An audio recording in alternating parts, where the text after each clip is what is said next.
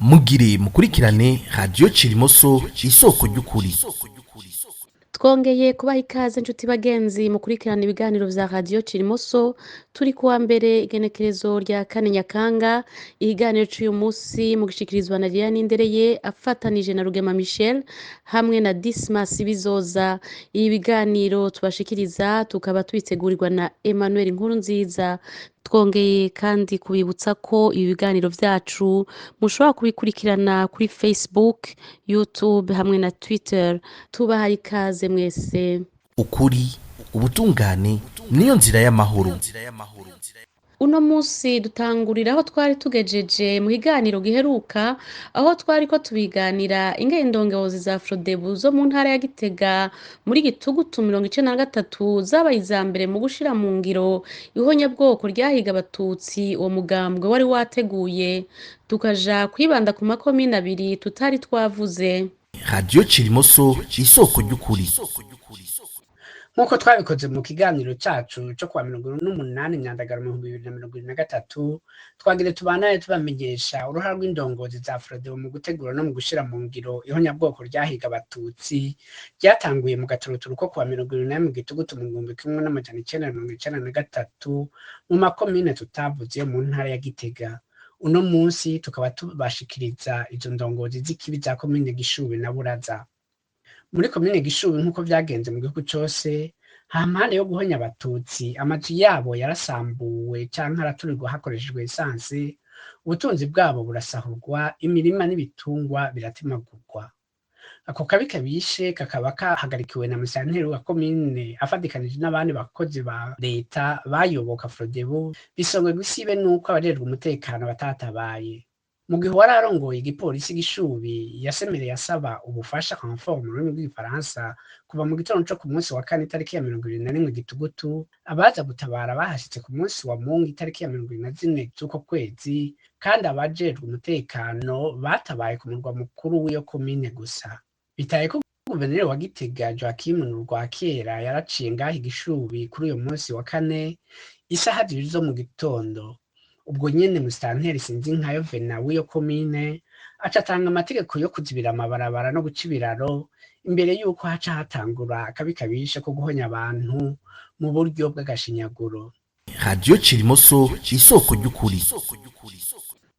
Tukiri kuri uyu yahoze ari musanteri wa Gishubi abaye Sinzinkayo Vena, nkuko tuvyibutswa n'ishirahamwe URN hitamwo neza ku rubuga ngurukana bumenyi rwaryo rwo kuwa 12 Myandagaro 2020, twomenyesha abarundi n'amakungu kubu ari umushinga amateka aserukira intara ya Gitega yatowe mu bwambwe CNDD-FDD, akaba mbere ari nawe yararongoye inama ya mbere y'igihe abagize urwo rwego bari baherutse gutorwa basasa ubwa mbere kugira ngo batore indongozi zarwo bureau. Ivyo akaba yabirekuriwe n'ibwirizwa shingiro kubera ari we yari yaboneye izuba abashinga amateka bari batowe.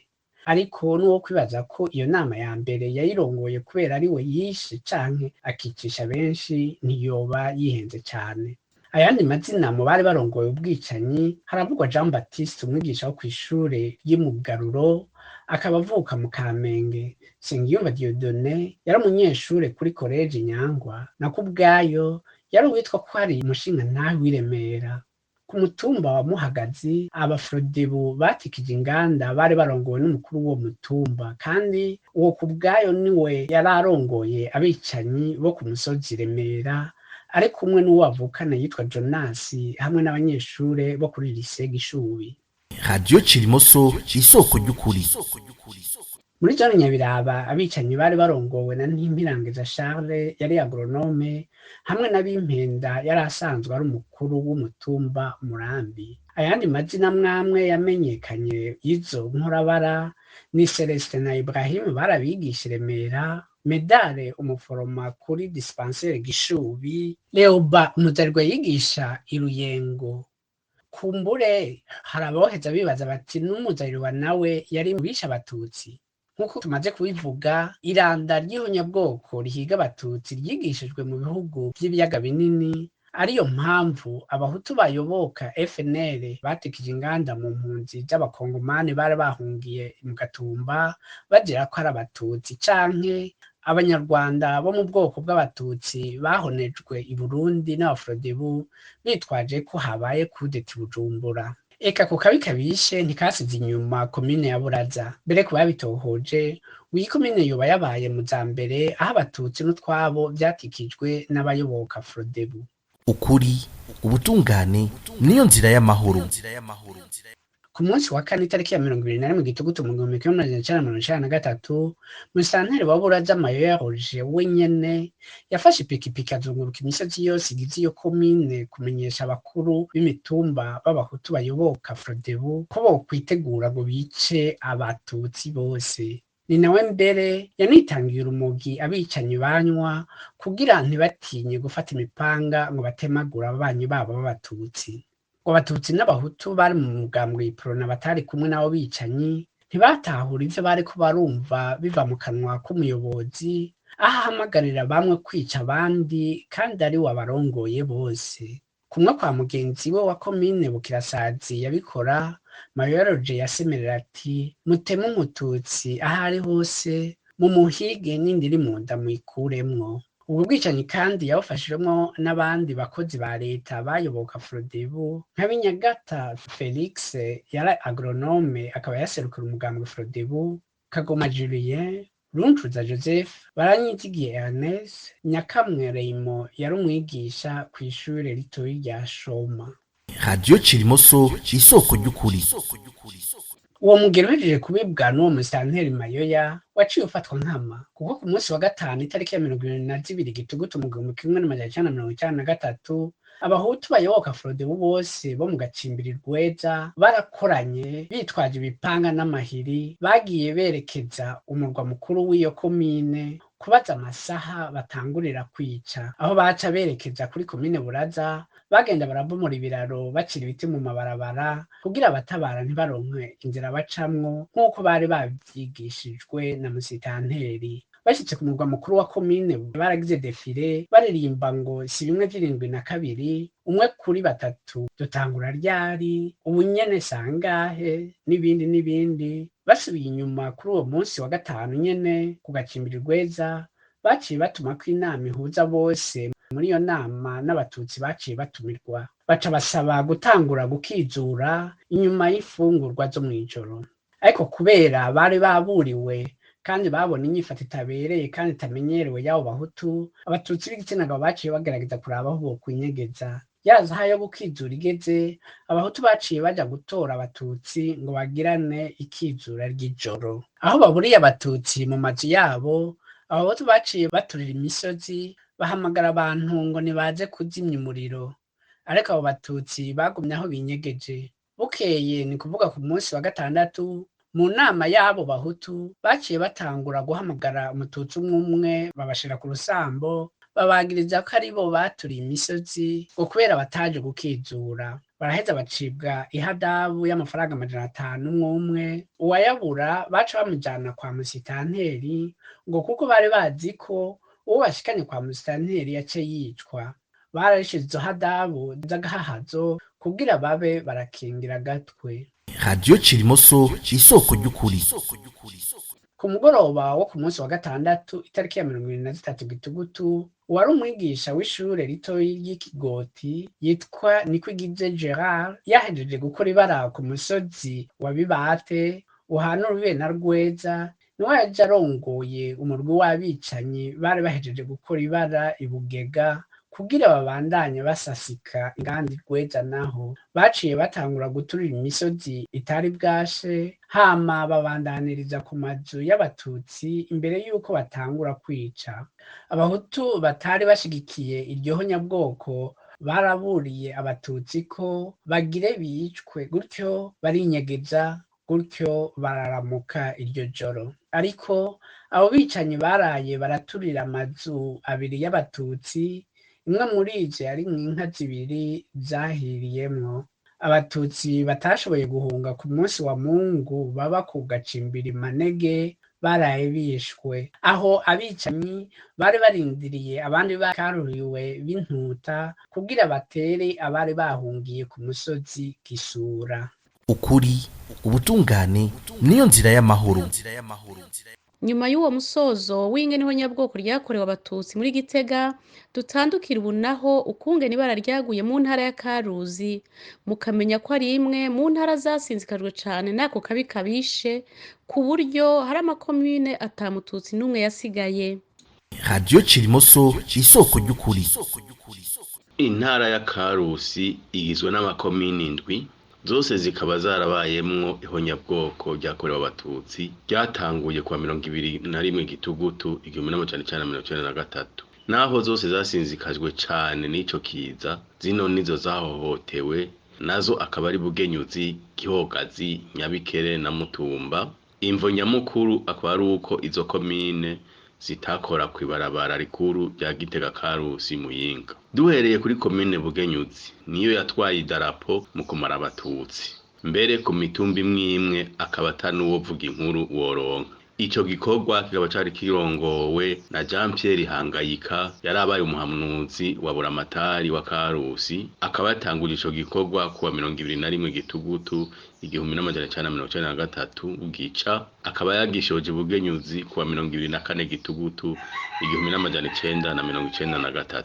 Muri iyo komine Hangayika Jean Pierre yarafadikanije na musitaneri, nawe akaba yitwa Ntahimpera Gaspard, afatanije n'aba bakurikira: Iragendanwa Rafael yararongoye zone Bugenyuzi, Ndayatuke Mark yararongoye umutumba wa Bugenyuzi, Ndabadugarutse Pierre Claver yari umuyobozi w'amashuri ya Bugenyuzi, Bigirimana Jean yari umuyobozi w'amashuri ya Bihembe, Kibwa Jean Bosco umuforomo w'amagara y'abantu, Ngendakumana Waziri umutandaza, Meve umwigisha mu mashuri y'imyuga, Kibugabuga Emmanuel umwigisha, Niyonzima Gordier umugenduzi w'indimo, naho Mpagaze Mark batazira Gisanza Moya umudandaza. Abari barongoye imitumba nka bose barakoze iryo shano. Mu majambo make, Hangayika Jean Pierre nabo bari bafatanije batanguje igikorwa kwa 21 Gitugutu 1993, aho bahereye ku bagabo n'abana b'abahungu hamwe n'abagore n'abigeme bize. Kugera ku muhingamo ibinogo rusangi batamwe abo bahejeje kwica vyari vyuzuye, aho Hangayika na Ntahimpera yarabaye musitanteri, baciye bahindura umukenyuro, batanga itegeko ko abasigaye baza barashorera bakaja kubicira ku ruzi Ndurumu kugira bace babatayo. Ukuri, ubutungane niyo nzira y'amahoro. Kuwa 24 Gitugutu 1993, Jean Pierre Hangayika be na musitanteri Ntahimpera baciye bahitegeka abayoboke babo byo kwica bakuza ko uwitwa umututsi wese gushika no ukwiri mu nda ya nyina. Aho Hangayika akaba yahagaze cyane kuko yavuze ati irigi ry'inzoka niyo nzoka. Ivyo akaba yivugiye ku mugwa mukuru wa komine, ariko ahimiriza kumarira abari basigaye banyegejwe muri paruwase Bugenyuzi, mbere akaba yarahishikiye ubwiwe anakomeza no muri paruwase ya Bihemba. Iryo jambo ry'uko abatutsi ari inzoka ni nagiye atekereye umudandaza Muhitira Stani yaraje gutanga raporo kwa musitanteri yaho bagejeje kumara abatutsi bo ku mutumba wa Nyagoba. Inyuma y'itariki ya 24 Gitugutu hatanzwe itegeko ryo guhiga udusigarira aho bagiye barica kamwe kamwe aho gatowe. Amatohoza yabaye aravuga neza ko abajejwe umutekano bagiye gushika Bugenyuzi inyuma y'indwi zitatu hafi aho, naho akaba hari kwigenekerezo rya 12 Munyonyo 1993. Ukuri, ubutungane niyo nzira y'amahoro. Mu gusozera ikigabana c'ukungene ihonyabwoko ryahiga abatutsi mu ntara ya Gitega ryagenze, twagomba mu dukundire tugaruke ku bintu bibiri. Kimwe nikijanye no kwica igitungwa c'inka, ikindi naco nico guharura ibitigiri umwicanyi wese yarinda kwica muri iryo sekeza ry'akamaramaza. Ivyo vyose ico tubivuga ko tukaba twishimikiza ivyandiko bibiri bitanye vyavyanditseko, kandi kimwe kimwe ukwaco, bikaba kandi vyanditswe mu bihe bitandukanye, mbere bikandikwa n'abantu babiri batandukanye. Radio Cirimoso isoko ry'ukuri.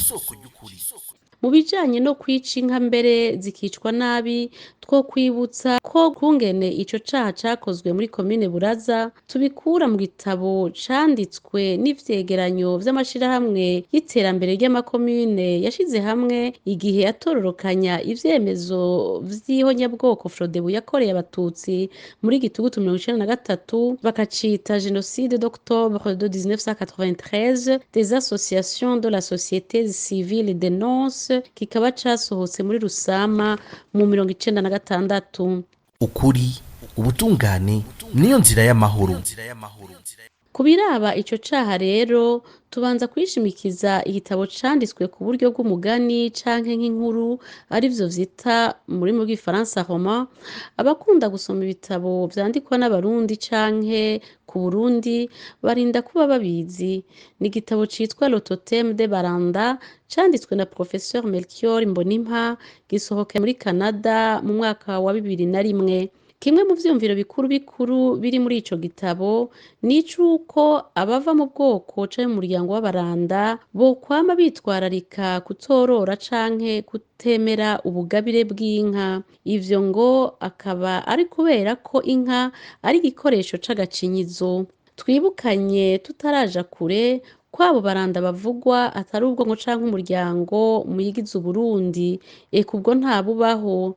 Ni muri vya bindi umwanditsi yiremera mu mutwe wiwe nk'uko bisanzwe bigirwa n'abanditsi b'ibitabo canke b'ivyese. Abenshi no mu basomye ico gitabo rero bashobora kuba batashotse babona isano gifitanye na rwa rwanko rwabibwa rwo kwanka abatutsi.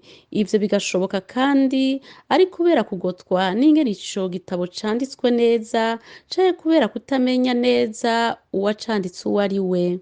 Nkako uwo mwigisha wa kaminuza yacanditse abaye Melchior Mbonimpa yanonosoye ivyigwa vya filozofi muri kaminuza Université Grégorienne y'i Roma, aho akaba ari mu Butaliyano, hamwe n'ivyigwa vya teoloji yarangirije muri kaminuza Université de Montréal, aho akaba ari muri Canada. Kimwe kimwe cose akaba gifisemwo urupapuro rw'umutsindo rwa doctorat.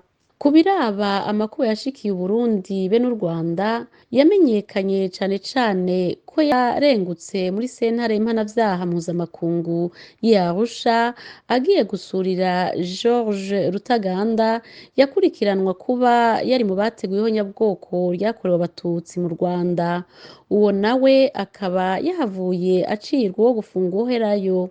Umuntu yorenzako kandi ko mu mwaka wa 2013 mu rwandiko yashikirije ubushikiranganji bwa Canada buraba ivy'ubwenegihugu n'abimukira, uwo Melchior Mbonimpa yaragerageje kumvisha ico gihugu ca Canada ko kuva Uburundi bwabayeho ata ntwaro yari bwafate neza umututsi nka CNDD. Ibi akaba butakeye na kabiri ishirahamwe Ase Genocide Canada ritabihinyuje ribicishije mu rwandiko naryo ryashikirije ubwo bushikiranganji. Radio Cirimoso isoko ry'ukuri. Mu biraba ivyandiko vy'inkuru canke vy'ivyese, umwanditsi wese arekuriwe kwandika ivyo ashatse kandi uko abishatse. Naho rero mu biranga ivyandiko vy'inkuru canke ivyese, umwanditsi arekuriwe kwandika ivyo ashatse kandi uko abishatse, naho kandi umwanditsi atama yandika ibijanye n'uko ari, bigaragaye ko igitabo kirimwo inyigisho zo kwankiriza igitungwa gifatwa ko kiranga abatutsi, canditswe n'umuntu yagiye gusurira abakoze ihonyabwoko ry'abatutsi mu Rwanda, vyogorana cane kwemeza ko ari ibintu ataho bihurira na hamwe, coincidence mu Gifaransa. Ukuri ubutungane niyo nzira y'amahoro. Nico gituma hakurikijwe uburyo bwo gusoma bwishimikiza aho ivyandiko vyasohokeye, igihe vyasohokeye be n'umwidondoro wa bene kuvyandika, bica bisobanura ko hariho isano hagati y'izo nyigisho zo kwanka inka dusanga muri Le Totem de Baranda mu ruhande rumwe, hamwe rero no mu rundi ruhande kurya igihe hariko habayeho nyabwoko ryahiga abatutsi muri Gitugutu 1993, hari ahatari hake abanywanyi ba Frodebu barishize mu ngiro, bamaze kwica abatutsi bace babagerekako inka. Kurya twavyumvise muri komine Buraza, na cane cane urengeje ko n'ukuntu ivyo bitahagarariye ngaho, ko vyanabandanije mu yindi micungararo nk'uko vyibonekeje muri komine Ryansoro na komine Bugendana mu 1996 aho CNDD FDD yishe abatutsi yaca ibarenza kw'inka kandi atari kugira ngo bazirye ari kugira ngo bazice nabi gusa. Nk'akarorero barabanza bakazica ibitsi canke bakazirasa mu mishumiko canke ugasanga barazirasa bakazitemagura zikagenda ziravirirana eka ndetse n'ibindi bibi nk'ivyo. Radio Cirimoso isoko ry'ukuri. Urwandiko rwa kabiri twishimikiza narwo urwanditswe na Leonard Nyangoma muri Nyakanga 1994. Urwandiko rwashizwe ahabona n'ikinyamakuru cyo mu Bufaransa citwa L'Événement du Jeudi mu nimero ijanye n'iyinga riva ku 29 Nyakanga rigahera ku wa 5 Gitugutu 1994. Rwagiye habona bene go batabishaka ko rwabacorotse rukiri mu ibanga. Muti gute? Nyangoma yari yarusohoye ka bukuru bwa CNDD no kuvuga itaricamwe imici ibiri ku mayeri maze hagacavuka ishami ryita CNDD-FDD ariryo n'ubu rirongoye Burundi bitabereye. Rwari urugenewe abakuru babicanye rubamenyesha ko itariki y'igitero simusiga cyo kurimbura abatutsi bo mu Burundi ari uwa mbere mu nyonyo w'uwo mwaka wa 1994. Ivyo urwandiko rupfana n'ivyo twabonye mu mahano yabaye muri komine Buraza nico cyo guharura igitigiri c'abicanye bakenewe kuri zina mututsi barinda kwica. Aho muri komine ya Buraza icivugo c'abakozeho nyabwoko igihe bagize defile bashaka batangura ivyo bikorwa byabo bigayitse bavuga ngo umwe kuri batatu. Mu rwandiko Nyangoma yasohoye yararika bicanye bari basigaye biyita intagoheka kugira ntibasige n'umututsi n'umwe yasaba ko bogira umwe kuri batanu. Kubijanye n'urwandiko kandi rwanditswe na Nyangoma rukaja habona rusohowe n'ikinyamakuru L'Événement du Jeudi birakenewe rwose ko tumenyesha abadukurikira amazina y'abandi bategetsi baruvurwamo. Uwa mbere ni Ambassadeur Jean Ngendanganya yaserukiye Burundi mu Bubiligi ico gihe ari nawe yanarushikiriza abandi baserukira Burundi mu makungu. Uwa kabiri ni Ambassadeur Edonias Nyongabo ico gihe yari aherutse kuhindurirwa amabanga yahoramwo yo guserukira Burundi mu Bufaransa mugabo akaba yari yagararije kuyavamo. Ibi mbere ni nyuma y'imyaka 8 yose igihe yaserukira Burundi muri Canada yari akivyigamba ngo kubona yarashigikiye Nyangoma mu gihe bose bari kubamutera ivyatsi. Uwa gatatu ni Festus Ntanyungu yari aherutse guhunguka ku ntwaro ya Frodebu yari yanamugize icegera c'umukuru w'ibiro vy'igendereza ico gihe citwa documentation. Uwa kane yari Christian Sendegeya yari amaze igihe ari icegera c'umukuru w'inama nshingamateka ariko akaba yaheruka guta ayo mabanga kugira ngo aje kubandaniriza mu kinyegero iyo nteguro y'ingene ihonyabwoko rihiga abatutsi ryorangira vuba. Ni muri iyo ntumbero yari yajanye na Leonard Nyangoma na Festus Ntanyungu bakaja kuraba ubugira gatanu muri urwo rutonde.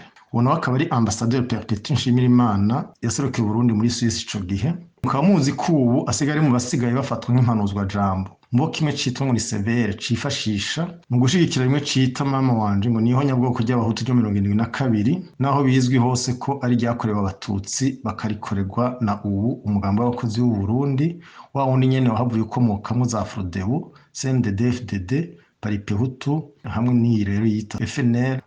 Mu kurangiza ibijanye n'urugwandiko rwo kurarika abarimbura abatutsi two kwibutsa ko aho rugiriye habona kuri L'Événement du Jeudi abamenyesha makuru barabajije abategetsi b'u Burundi bo mu nzego zitanye ico barwibazako.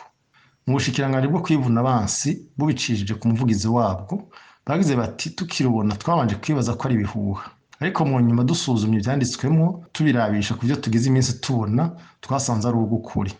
Ubundi yabajijwe ni muganga Alphonse Rugambarara yari umushikiranganje w'imico kama n'inkino yagize ati ruje gwemeza ivyari bisanzwe bivuga ko Nyangoma afise umugambi wo gutera isi yiwe mu gihugu.